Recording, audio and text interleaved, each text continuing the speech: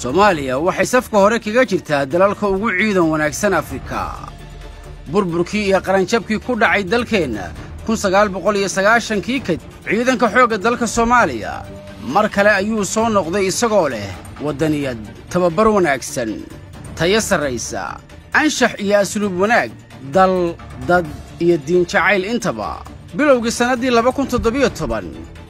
waxa dhalatay dawladda uu majaraha u hayo madaxweyne Farmaajo ahna taliyaha ciidamada isla sanadkii uu horeeyay wuxuu go'aansaday dib u dhiska ciidamada gaar ahaan xoogga dalka saad ogtihiin sana ya bar kadib yaa meeshaan imid oo aan joogay isbuucii aan joogay si aan u baaro waxyaabaha naga hadlaysan maxaa yeelay askartii aan mushaaraadka siinayna ma gaarayso tayadii ciidankii ma fiicna isku xirnaanshihii saraakiishii iyo dablaydiina ma fiicna waxaan gartay marka inaan meeshaan u soo dego oo aan baaro cilada meesha ka jirto cilada waxaan ogaaday in uusan jirinba hal gal file oo ciidanka leeyahay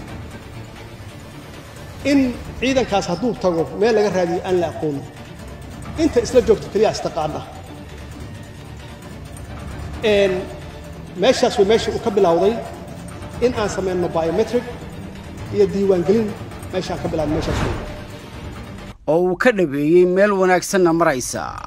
waxa la qaaday tallaabooyin lagu kala hufayo ciidamada iyo musuqmaasuqii ka dhex jiray waddadii guusha dhismaha ciidanka ayaa cagta la saaray aqoon-yahano amni iyo saraakiil ciidan ayaa gacanta loo geliyey hawsha dib u habaynta ciidanka waxa la qabtay shaqo aad u adkayd balse maanta la hayo miraheeda wanaagsan ee ka dhashay kadib dhammaystirka qorshaha dib u habaynta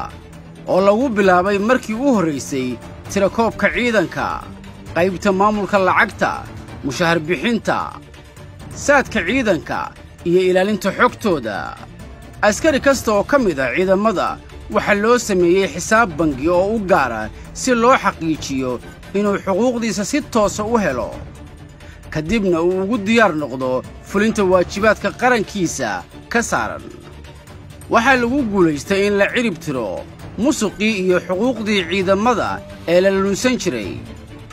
nidaamka dib u habaynta ciidamada wuxuu markii ugu horraysay si toosa u aqoonsanayaa magaca askariga darajadiisa da'diisa mushaharkiisa xaaladda nooca dhiiggiisa halka uu ka tirsan yahay iyo macluumaadyo kale oo muhiima